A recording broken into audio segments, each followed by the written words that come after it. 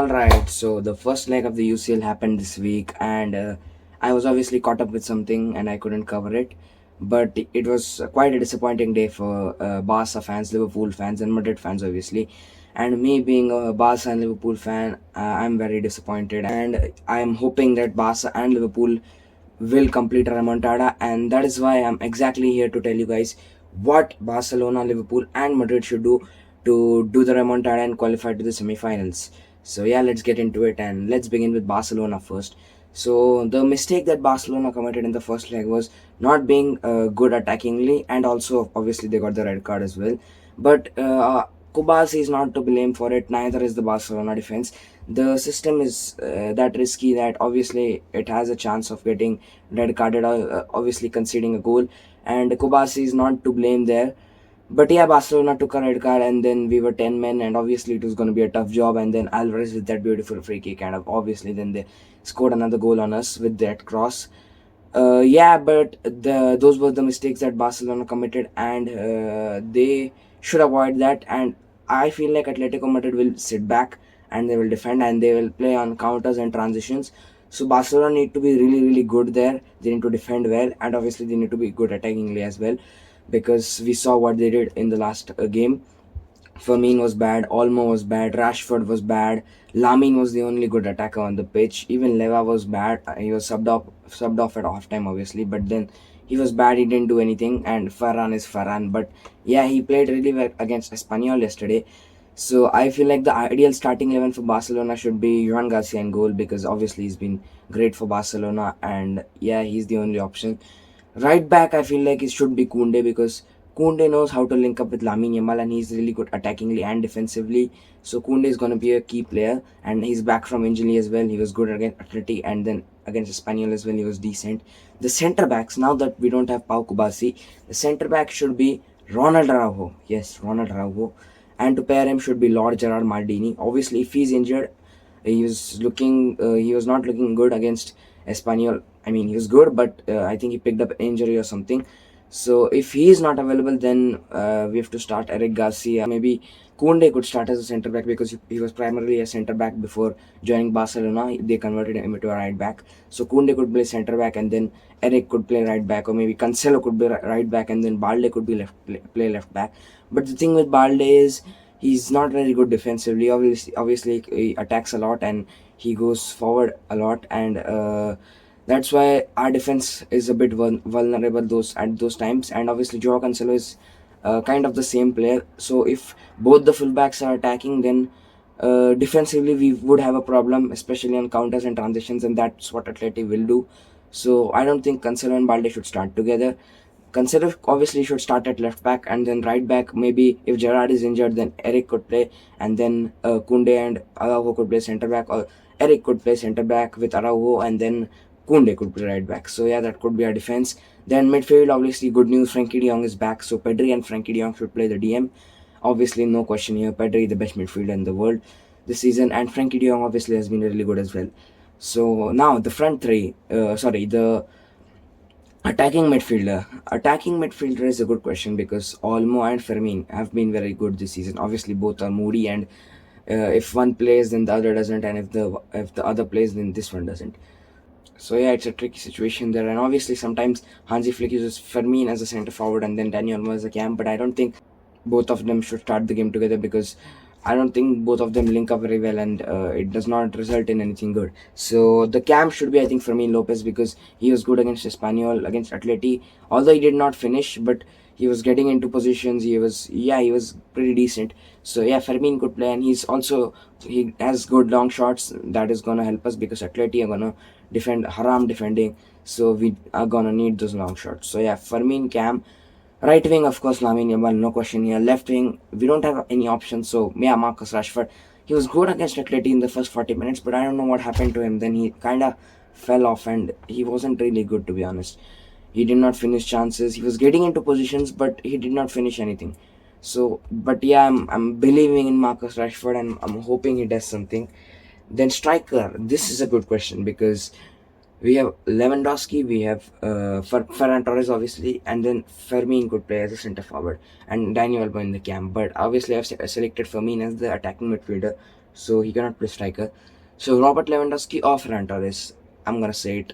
Ferran Torres should start because against Espanyol, I saw a good performance by Ferran Torres. I feel like that's what we needed against Atleti because Lamine was creating insane chances, the Trivela chances, the dribbles that he was doing, everything was just insane.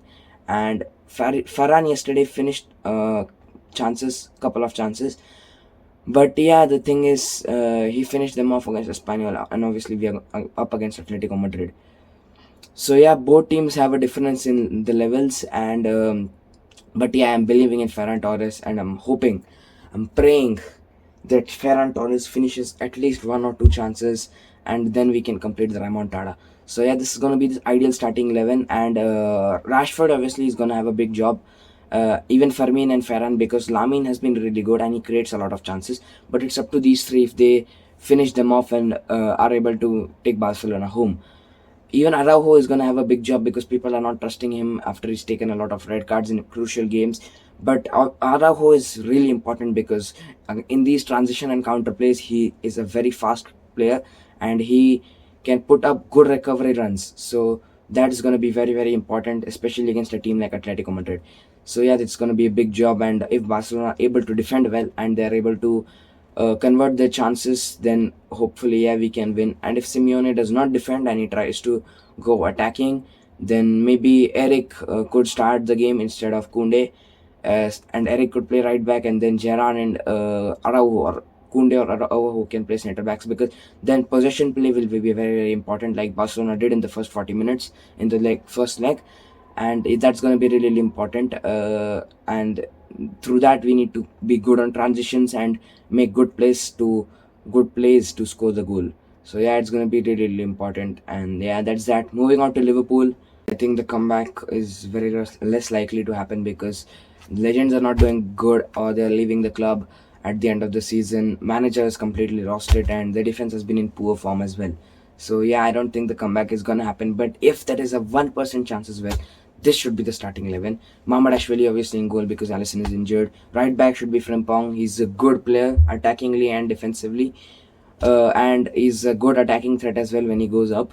So that's going to be important because we need goals desperately. Centre back should be Van Dijk and Konate because no other options. I know they've been bad this season, but what else can we really do? We can just hope and we can pray that they do well and they don't show their cheeks to PSG players. And yeah, be good defensively because that's going to be really, really important. Even if we concede one goal, the morale of the players is going to go down and the game is pretty much gone. So we do not have to concede any goals, and if we do even concede, we need to score two on them first, then we can concede so that the game goes to extra time. Because see, the thing is, Liverpool players have a very bad morale in this season because of their performance this season. They've been really, really bad. And even Slot was saying that we cannot do anything against the best team in the world, the champions of Europe. That's, I think, pretty bad from the manager, because you're the manager, man. You have to hold the dressing room and you have to make them believe that you can do something, even if you cannot do it. You have to push the players, and that's not what Slot has been doing, and that's a really, really bad thing as a manager. So yeah, I think we need to trust Van Dijk and Konate and hope that they do not commit mistakes and play like they were playing in the initial parts of the season against Arsenal, the game that Soboslai won us with his free kick. Yeah, I like those games. And then left back should be Milos Kerkez, of course, because Robertson has been good, but Milos Kerkez is, I think, far more better, and he's been evolving this season as well, and he's been playing really good. Then the defensive midfielder should be McAllister should be benched, I think, and Curtis Jones and Ryan Gravenberch should be starting because what I saw from Curtis Jones in the Fulham game was good, and I'm expecting him to play the same against PSG as well. And Ryan Gravenberch has been good this season, decent. I wouldn't say very, very good, but he's been decent this season. So yeah, he could start. And then moving on to the attacking midfield, obviously Dominic Soboslai, no questions asked. Right winger now is the question, and on the right wing, Rio Ngumoha should start because see, PSG is a team that is very, very fluid, and the key thing here in this game would be Liverpool players, attackers as well, and defenders obviously, tracking their player no matter what, even if it means falling to Liverpool's own box as well and defending. So Rio Ngumoha will have to mark Nuno Mendes even if it means to fall back and stay in front of the goal. that's going to be really important. And I think Mo Salah is someone who does not track back, and obviously he's old as well and he's lost form. Obviously he played good against Fulham, but I'm not trusting him against PSG, so I think he should be benched again. And then on the left wing, Florian Wirtz should start. Obviously he also has to defend, and I'm hoping he does that. And striker obviously should be Ekitike, because Isak has just returned from injury and I don't think he should be immediately started. So yeah, Ekitike should start. He's been good for this season as well, and yeah, he's gonna be key. So yeah, that should be the starting 11 if Liverpool are gonna do a comeback. And the Liverpool fullbacks will also be very, very key, because PSG wingers are too good. We saw what Quadra did and what a goal he scored. So yeah, they're going to be very, very key as well. Obviously, Van Dijk and Konate as well. The overall defense has to be very, very good if we need to win. And Rio Ngumoha and Wirtz will also be key. Even Ekitike as well, because they need to bury the chances, man. Ekitike has not been really good really this season, because of what I've seen of him. He does not bury the headers really well. And yeah, Wirtz also, he's been on and off this season. He was very, very bad during the start of the season. Then in between he was getting the goals and assists before he got injured, and then now when he's come back from the international break, I haven't seen much from him.